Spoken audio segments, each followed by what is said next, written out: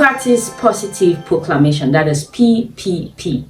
That's what we're going to be talking about today. That is the power of the mouth. Irrespective of the condition or situation that you find yourself, it is important that you always practice positive proclamation. You must be very careful with the things that you think about and the things that you say, because the words that you say with your mouth go ahead to shape your life. For he that will love life, for he that is going to have a good life and see good days, let him refrain his tongue from evil and his lips from speaking guile. So the words that you say with your mouth go ahead to determine how good your life would be. If you begin to experience some of negativity around your life, you better start watching what you say. Start taking note of what you're watching, because what Satan wants to do is to poison your mind so that your mouth is going to alter it. The mind is like the gate guard of the mouth. The mind is like the gate guard of the mouth. The both of them work together. They work in pari passu. That means that whatever you think in your heart, you're going to have to say it with your mouth. Satan wants to put those thoughts in your heart, those negative thoughts in your heart, so that your mouth is going to alter them. But you have to try to ensure that no matter how much negativity you think you're seeing around your life, do not alter any negative speech with your mouth. The Bible says that a certain woman ran to Elijah because the creditors have come to take her sons. So we see that the sons and the woman were in a form of challenge, and they needed Elijah to come to their rescue. And he says to them, he said, "What do you have?" The woman said, "I don't have anything except a jar of oil." And he said, "Take that jar of oil, go out and borrow a lot of other jars. Borrow not a few." He said, when you've borrowed as much as you can borrow, or as much as you want to borrow, go inside your house. He said, with your son, shut the door. So that was a factor between her sons and her. He said, the miracle is going to happen with you and your sons in that place.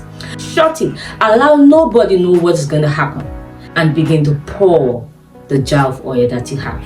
Now, the woman did exactly what Elijah said. Verse 5, it says, so she went from him and shut the door upon her and her sons.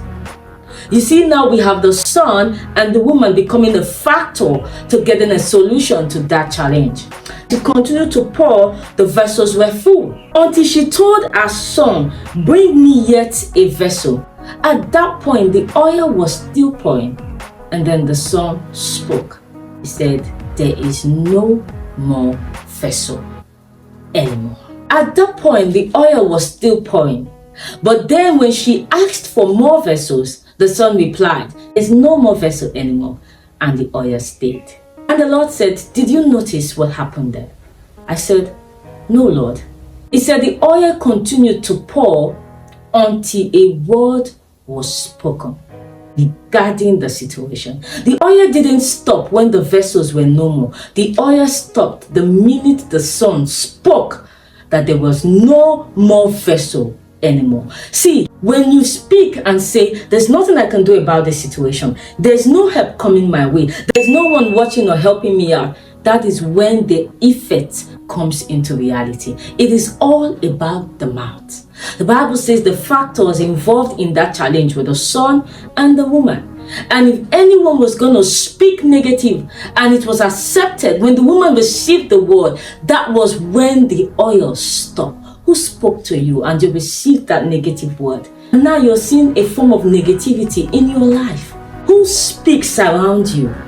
What word did you receive? What did you watch? What did you see? What did you take in? What did you say with your mouth regarding your life? The Bible says if you will see good days, then you must refrain your lips from evil words, evil utterances.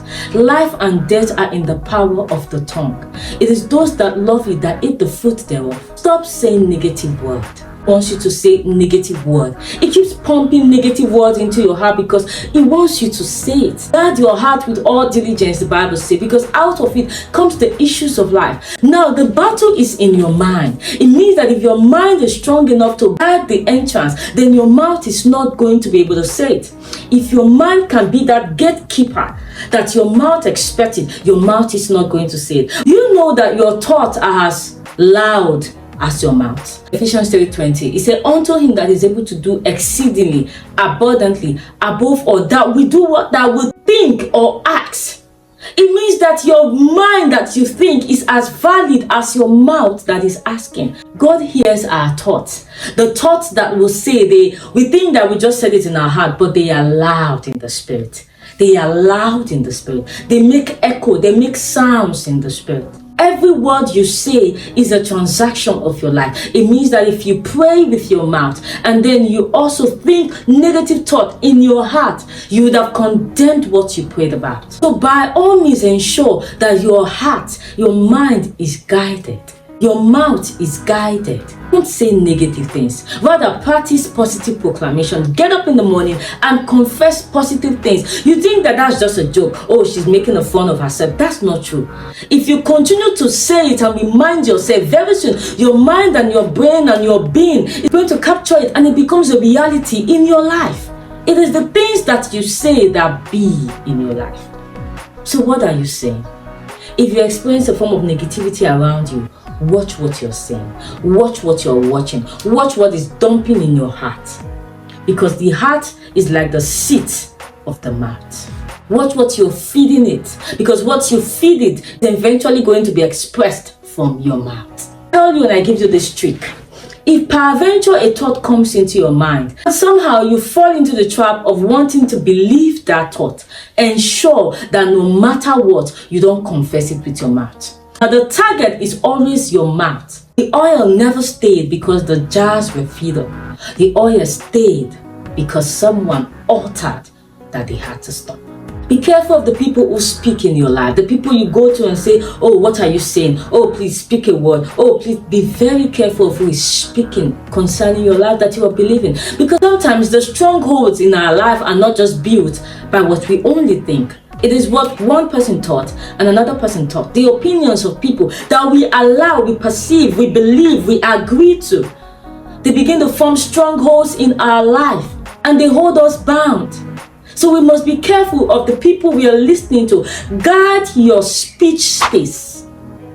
Guard your speech space. The people talking to you, whatever you're watching that is feeding, that is communicating to your mind, guide it. Guard your heart with all diligence, with every mind and gut that you have, because out of it are the issues of life. God bless you.